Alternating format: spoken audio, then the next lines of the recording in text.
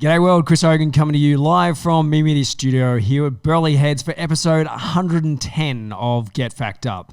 And I have with me today this beautiful guest, Larissa Rose, who I met probably only 2 weeks ago from a LinkedIn little message, and we realized we were pretty close to one another geographically. And Larissa's from Glowing Green Australia. Now, I'm going to attempt an intro here into what Larissa's all about. Basically, sustainability and measurement is what I think Larissa's all about. If I can sum her up in 2 words, is that sustainability, measurement. Now, if you're a company like going for those sustainability values, or organization for that matter, and you need to measure the impact of what you're doing, then Larissa's your woman.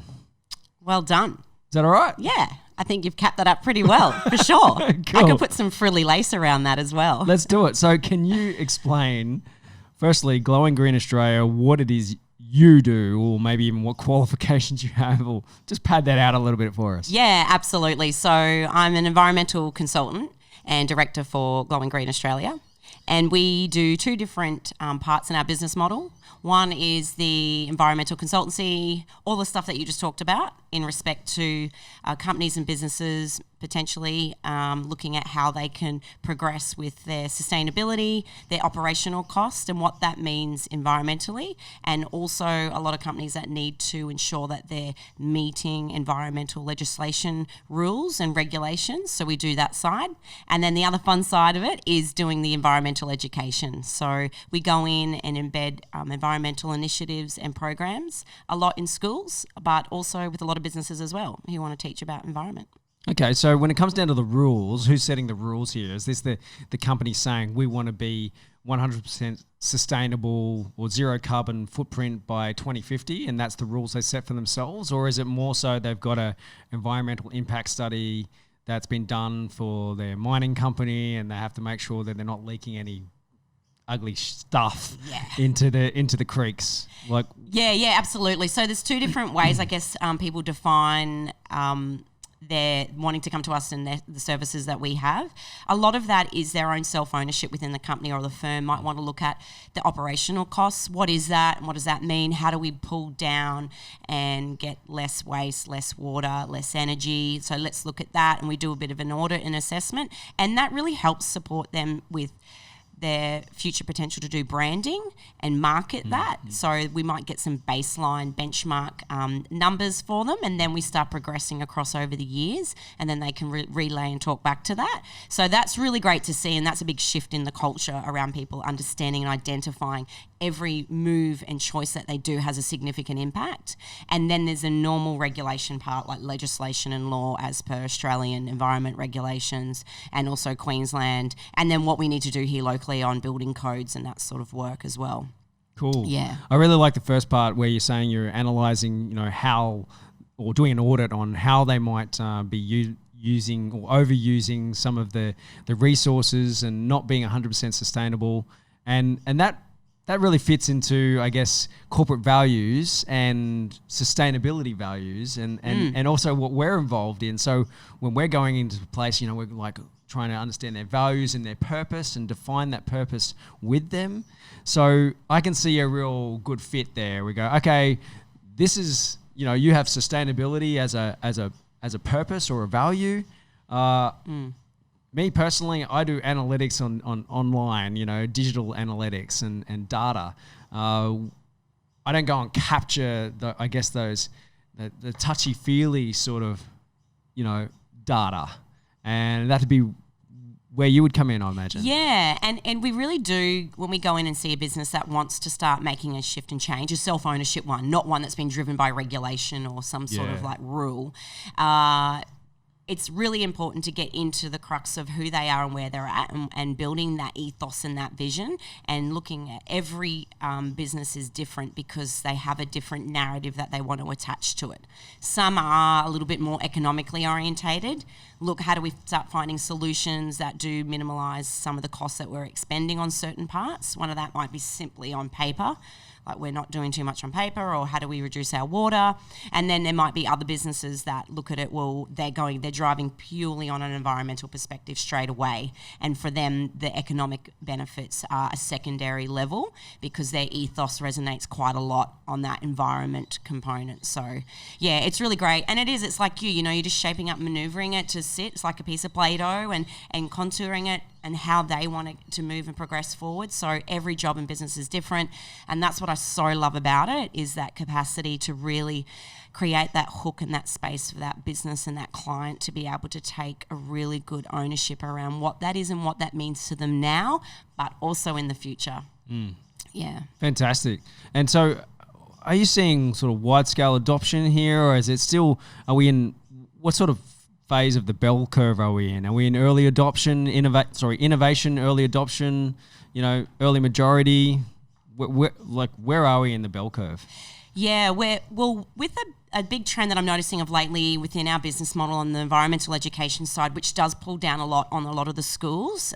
We've done a lot of progressive work with some of the biggest schools here on the Gold Coast, really going in the back end, and kept very quiet on it because we're setting their benchmarks, doing all that auditing work, plus embedding programs into the school to make change, because it's all behavioural. We're noticing that trend. So we've had a fair push probably over the last 6 months from referrals from the other schools to go, we heard about the work you did with this school. We'd really like to be able to do something. We're sort of at this stage, so it might be small. So I'm noticing it a lot with the schools. State or private? Both. We've had both. Wow. Yep, it would be even keel, absolutely, for that. Yeah. And that's progressive in itself. Yeah, absolutely. Like I would expect private to be progressive, but nowhere near as much for state. So that builds a little bit of confidence, doesn't it? Like in your government. Yeah, and to see, like, sometimes it's really teacher driven. There's teachers in the school are like, we want change. It really upsets me. We don't have recycling bins anymore. Or, something basic, like that's how full on it is, Chris. Like there are schools that still don't have recycling bins. Okay. Yep. That's a little bit sadder. Yeah. And there's parks on the Gold Coast that don't have recycling bins. Just as sad. Or bins. or bins. So, it's really good to see that shift in that culture. And especially, that's teachers anywhere from the ages, of 30 to 50 who are approaching to go, hey, we heard about the school that you did.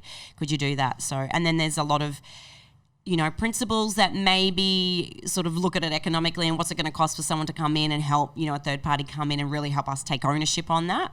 But when you start showcasing the narrative of what you can embed and the message that you can embed into the community and that duty of care that the schools have to the community as well, because their footprint sometimes is like a small community, some of the numbers of, pupils that are at these schools. So when you start shaping that, and then talking about the opportunities that come from taking this change and making this change, whether that's, they can talk about they did this and then they can vouch for the local politician and stuff that they want more funding to help support and enable greater outcomes at the school.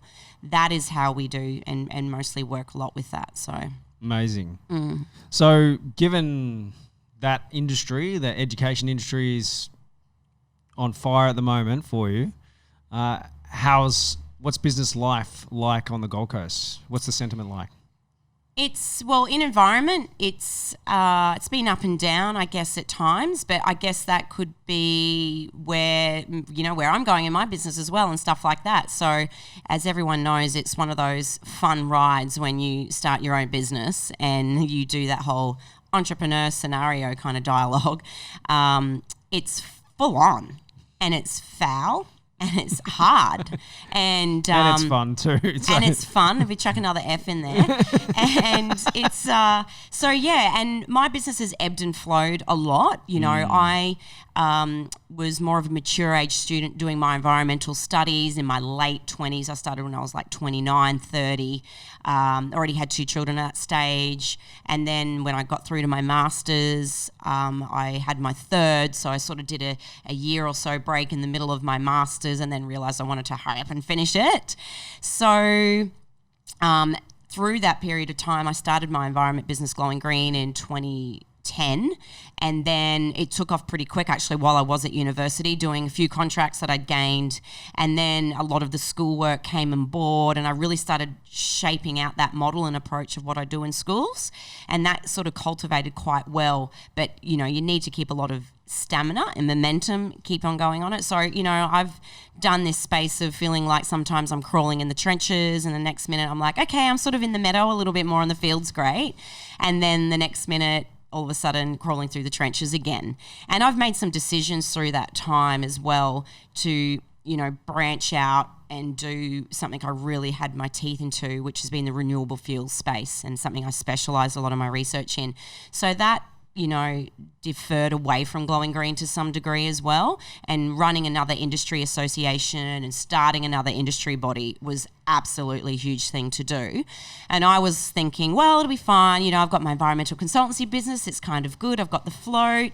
At that time, I had a partner. I was in a partnership, and then that fell apart. And then I was like, wow, like I have to earn like a minimum $2,000 a week now to make amazing stuff happen in my life and to keep a business going.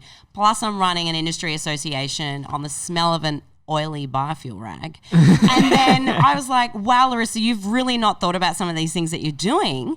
And keeping that whole boat afloat has been massive for me, Chris. And it's been such a space of self-ownership and ego and pride, and then realizing, that self-doubt and anxiety and thought process, and thinking you're not good enough, or you're not doing, I should be somewhere else, I'm 40 now, I should be at a different level than what I'm at, and all of that kind of head funk, which I like to call it sometimes.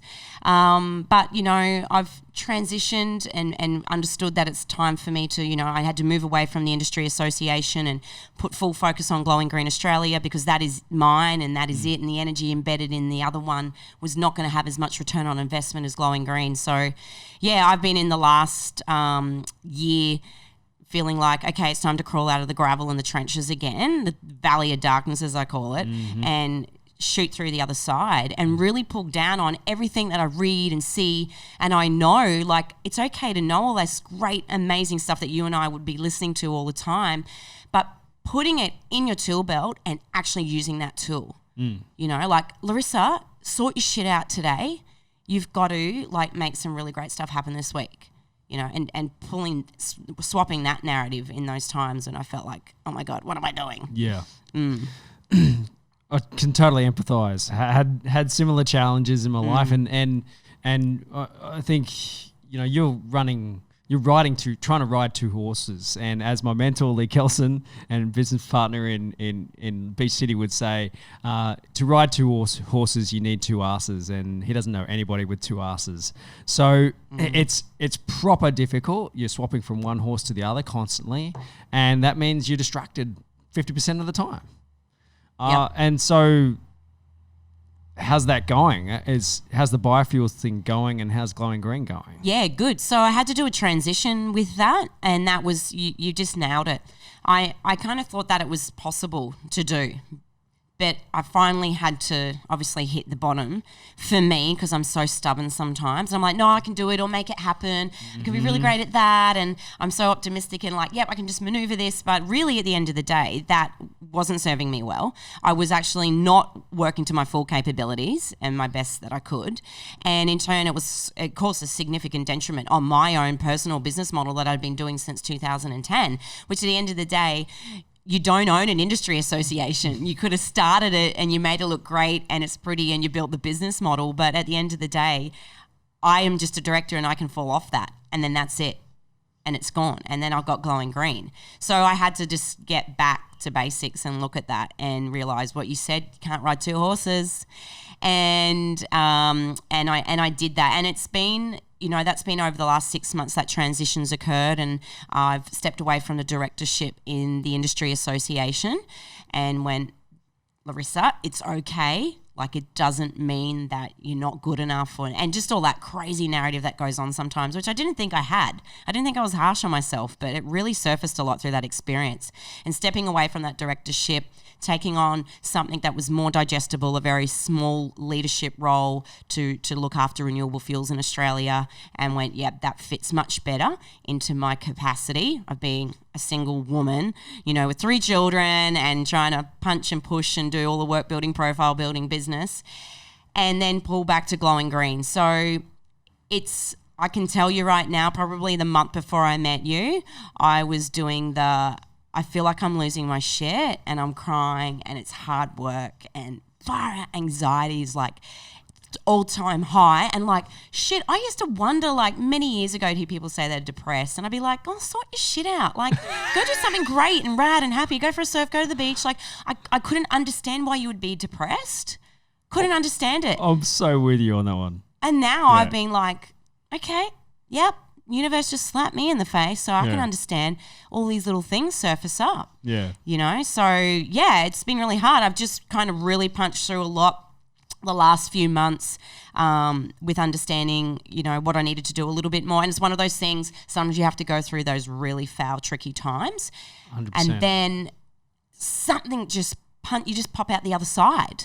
And not meaning as in you got like millions of bloody jobs that have come through and you're killing it, but just something shifted. And I'm really grateful for it, because those little cogs that felt like they were so not even moving anywhere. And literally, I swear, I feel like I have got gravel scars from crawling through that trench, feeling on my legs, because at times I would just be like, I don't know what's going to go on. Maybe I just need to do this, maybe I just need to do that. All this effort and time that I put into building a business, like, you wonder how much further along you can go. You're draining your pond to survive, the business pond that you keep on going. And then you're just doing so much good stuff to a point that I was like, okay, universe, like, I've done full on friggin' everything now. Like, I don't know what to do for you. Like, I don't know what else to do. I'm trying so hard here. I'm applying everything and anything I need to do. I'm not being a slack ass. I'm not being lazy. I'm engaging. I'm doing everything. I'm trying to push and be on the forefront and engage. And then what are you going to do for me? So that ultimate space, then I noticed over the months after that, I started to pop out of it. Yep. Yeah. 100% there. And I empathize with the whole scars thing, and it's funny too. I think maybe it's the 40 thing too. Like, it's that the maturity that comes with the age of 40. Probably would have said, oh, I was this mature at age 20, but no, I wasn't now. And wonder what the next 10 years is going to bring. But and then the business maturity too, the whole experience of being in business. I've been a sole trader since 1998, and then had to hold down various employee roles and all of that sort of stuff, and to try and build a business on the side and then start this business. But that being said, just the scars that like the adversity that you have to go through, I think that really changes the way you think and about business and about life and what's important and what isn't. And to be honest, I don't think I could have read that in a book. I couldn't have watched a movie about it and got it. No one could have told me, and I would actually have gone, yep, okay, I'll take exactly what you said, and I'm going to implement that. You have to earn those scars, don't you? And it's changed, and it makes you a better business person. Yeah, absolutely. And, I've got staff and, my office at Palm Beach, and just to have had all of that, and then taking quite a lot of interns. And I know that I can pull down on those scars to help instill confidence in them. And because I'm really big, I have this big drop line all the time that I say about building the leaders of the future and stuff like that. But I can't say that unless I've actually felt what it's like to have scar tissue. Yeah. And the evolvement for me through this last year or so has been massive. And I actually give so much gratefulness and thanks to the fact that I've transitioned out of that role. Me too. And that space and understanding to let go and it's okay. And it doesn't mean that you've failed, Larissa, that you've not in that, and that association isn't what it is, you know, and that it's no reflection. And there was these stupid, funky criteria, well, not even a criteria, like just judging sheet that I had on myself because of that or this or that, or was it social expectation?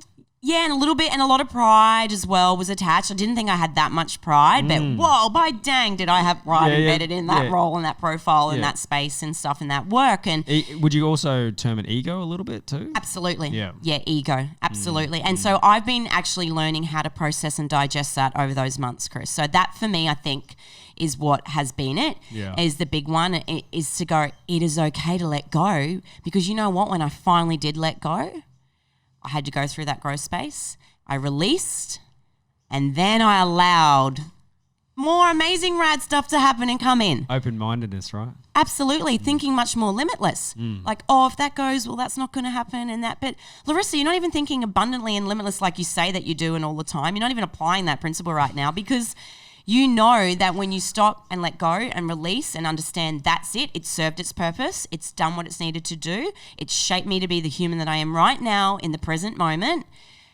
That's amazing. Absolutely. That is great. That is good. Like, stop looking at things like, okay, it failed, like that, you don't have that anymore, so it's not good. But yeah, what about the 100 other rad things that you learned from the experience and who you met, and you taught yourself how to do this type of reporting, or you learn how to have really great conversations with politicians, or, you know, you learn how to lobby or negotiate and navigate through that corporate stuff that I could have done 5 MBAs on that, and still I'm way better than doing 5 MBAs. So go through that chunky stuff, break it down, think it, lean on people, have good sounding boards around me to help chunk it out. And then, release, in it flows. You know, Beautiful. Fresh air. It's like, open up that door. Beautiful. Was there any book, even though I said it, you know, one book couldn't have changed me, but was there maybe a combination of books or podcasts or something that helped you realize the funk that you were in, or maybe, you know, some way to step out of it? Yeah.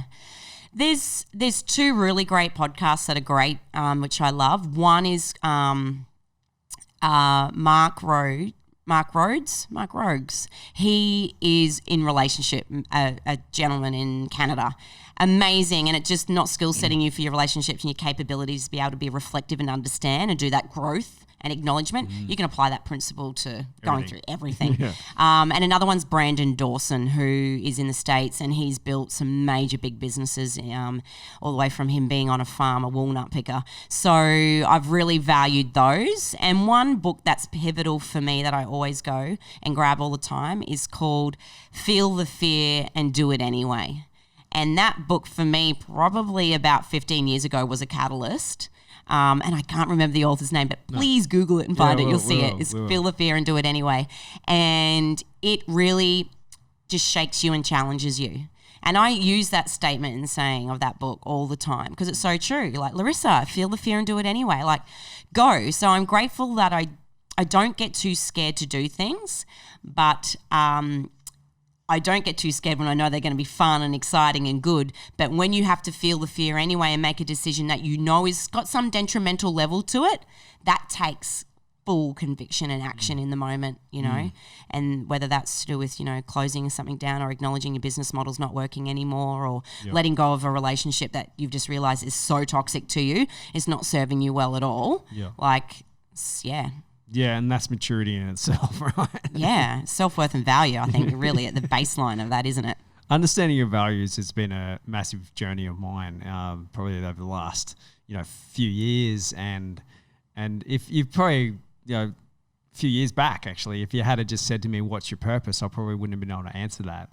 And I ask that, you know, people that a lot now, and I get blank stares and open mouths, and, you know, the silence is deafening. But you know, when you work that through and you talk that through, and we do workshops on it, of course, but it's so exciting for me to actually be able to share the I guess the journey that I went on and the process that I went on to discover that, what my purpose is, and how that aligns with my business, and my business is a vehicle for my own personal purpose. And breaking out of the trenches, like you say, Ken, I refer to Lee Kelson all the time. I talk to him all of the time, and he just beats me up, and it's beautiful. Like he'll do this big sign and go, and I'll go, what, Lee? What? And he'll just tell me how it is, and it hurts like buggery, but I love it. You know, it's like I'm getting the real story here. There's no glossy, living up to expectations or telling, you what you think you want to hear kind of stuff. And getting that real truth actually really helps. And he says, get out of the trenches, raise your gaze, stop being so tactical and be more strategic. Yep. But that, when you're going through those trenches, you're probably in it. You can't do anything else but be tactical and put one foot in front of the other and just keep going or crawling, whatever it feels like, right? But eventually when you come out of it and you raise yourself above it, that's the breakthrough, isn't it? You almost like you're sitting above yourself or where you were and you're just looking down and going, right, I see all the errors of my ways. I see some positive stuff too. It's like you're looking down on top of a maze or something. You go, oh yeah, instead of turning left there, I should have turned right. And that's what strategy is for me. And so do you feel like you've been more strategic in your approach to business now that you're somewhat out of those trenches? Absolutely. The universe completely bitch slapped me. And I needed it. I needed like one on each side of the cheeks. And now, oh my goodness, my ownership around that and my attentiveness to thinking like that and being conscious of that and not being maybe sometimes complacent at times. Like, it's all good. And that's not served me well. And that's a great attribute to have. However, that needs to turn down the dial a little bit, and you need to turn the dial up on this one, Larissa. So, yeah, for sure. I definitely have felt for myself over the last 6 months, I've had a lot more better with strategy and embedding that more and looking at it, but also going back and having a look back and going, make sure you learn and reflect on that space or that process, because remember, Larissa, what happened last time, Well, I'm sure there was some really good stuff that you can go, that was great, that was great, that was great. But there was just some valleys of death somewhere in the middle or, mixed up in between them. And so you pick the best parts of all of them, and that's what makes you the best human you are now, right? Yeah. And you have much more empowering conversations with clients and people like we're having now. I think adversity is so important. And be honest, I lived a blessed life growing up. And I think if I hadn't gone through, I guess business challenges, life's beautiful. But if I hadn't gone through those business challenges and that adversity, the self-reflections and just, anxiety. I found anxiety at 3 a.m. one morning. Went, what the hell was that? Hello. Someone told me about this, and I was like, I did the whole laugh and went, whoa, I can't breathe. Yeah. And I was like, that was crazy. Oh, didn't think that was ever going to hit me. But because it has, I feel like I'm a much better person for it, and I bet you are too. Yeah, absolutely. Like, just feeling really content and being in that present moment of knowing that it is what it is and everything has had a process to serve you well. Yeah. Fail Forward is something I like to say. Apparently it's a book title. I never read it. Maybe I'll have to. Maybe. Larissa, thank you so much for your time. I love the journey of that conversation. And look, how do people stay across what it is you're up to? Because I know you're going to be doing some cool things coming up. And where's the best place to follow you? Yeah, absolutely. So probably everything in any social media handle except for Snapchat, because I'm not on that one. Oh, you're on TikTok? No, not on that one either. So there's 2 that I'm not on at the moment who are predominantly dictating. And so, yeah, I'm on LinkedIn as Larissa Rose, my personal profiling, and then everything else is Glowing Green Australia, so you can see where we're at and what we're doing. So, yeah, that's great. Thanks very much, Larissa. Thanks for watching, guys. Plenty more coming to you on memedia.com.au, and check out the socials as well. Cheers. Cheers.